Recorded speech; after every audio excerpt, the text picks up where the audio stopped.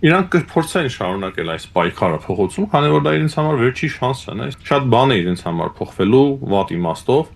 Հայաստանի ներքին քաղաքականությունը այլևս նույնը չի լինելու։ Եվ շատ կոշտ քայլերի է դիմելու Հայաստանի ներկայիս իշխանությունը, այսինքն ընտրություններից հետո լրիվ այլ իրավիճակ կլինի Հայաստանում։ Ես գրեթե համոզված եմ, ժողովուրդը դժվար թե մեծ հաշվով միանա, քանի որ մեծ մասը ընտրակաշառքներով էր քվեարկել հանուն այդ ուժերի։ Դա չի նշանակում, որ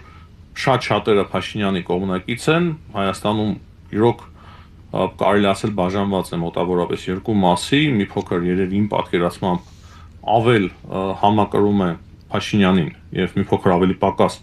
դեմ է Նիկոլ Փաշինյանին, բայց մարդկանց մեջ գիտակցությունը շատ հստակ է Ռուսաստանի քաղաքականության վերաբերյալ, թե ինչի է ձգտում Ռուսաստանը եւ հաշվի առնելով թե որ ուժերն են պայքարում Փաշինյանի դեմ, ես չեմ